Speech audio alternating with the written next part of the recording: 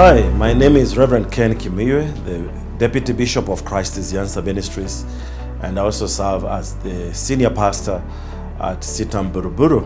And I'm glad to have you with me on this platform. We have been looking at marriage as an institution, and we are saying that marriage is not a contract. It's not a place where we just come in and we do what we want and behave with one another the way we want.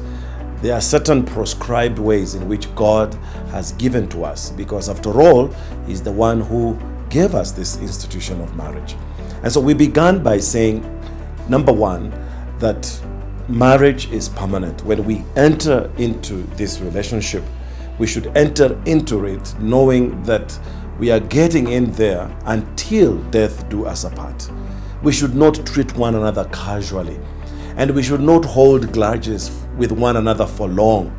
In fact, we should forgive each other so that we can continue to be patient with one another and live our lives in a longitude kind of a way. And then secondly, we also saw that marriage is sacred. It is a place where God is reflected in our relationship with one another. That you as a husband, you need to love your wife the way Christ has loved the church. And you as a wife, you need to submit to your husband the way the church submits to Christ. And then thirdly, we also saw that marriage is a place of intimacy where two people, a man and a woman, not any other way, come together in an intimate relationship where they become vulnerable to one another. It's a place where they discover each other. It's a place of communion. It's a place where people can be able to invest in each other's lives. And so as we talk about the marriage covenant, we are talking about a deep kind of relationship. But fourthly, the other thing that I would like to bring to us, which is another characteristic of this marriage covenant, is that marriage is one that has to do with mutuality, or if you would, it is a one, not just a one-way traffic. It is a give and take kind of relationship. It is where there is amicable understanding between husband and wife. It is where two people walk with one another in agreement. Like the Bible says, two cannot walk together unless they are in agreement. And so marriage is about a place where we agree and we plan together. We focus into the future together. We invest together. We build one another together in this kind of a relationship. And in the book of Ephesians, chapter 5, if you read verse 25 to 30, Paul, in a way, tries to bring us to understand why the man should live in order to cleave to his wife, because there is an aspect of mutuality there. There is a place where we can build one another. There is a place where we can invest in each other's dreams, where we can walk with one another and build towards the future that we want to have as a couple. In other words, these are two people who are not only committed to one another in love, but also in devotion. They can stand with one another in times of hardship.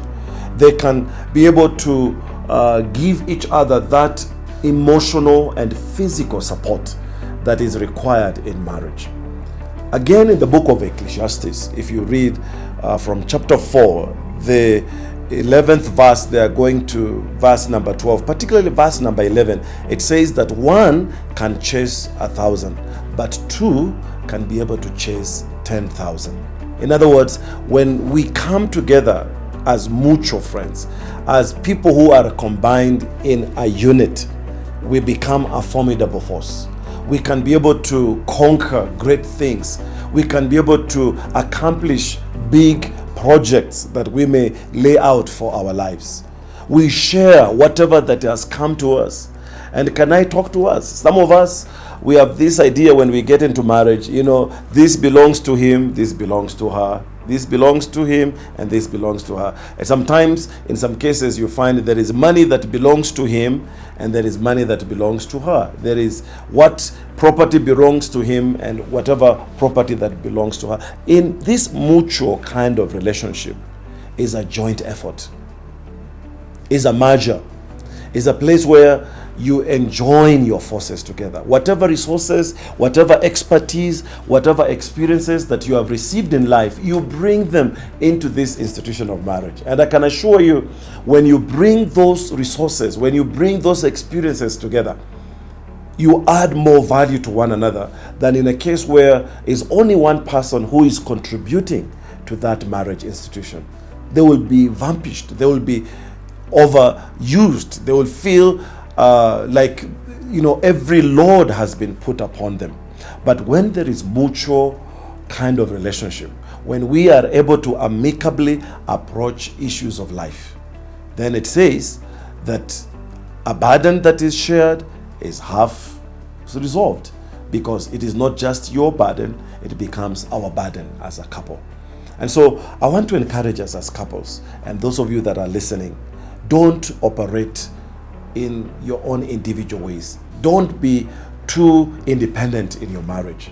Try to see how you can become interdependent, how you can rely on one another, how you can forge through the ways of life together, how you can invest together, how you can draw from your different resources and work out a future that will be a blessing to every one of you.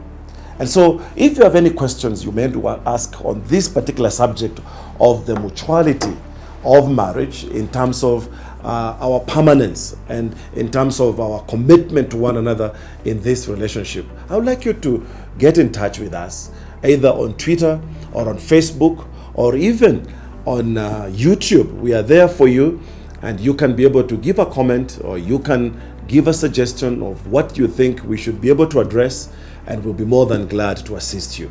God bless you, even as you work as a team mutually in your relationship.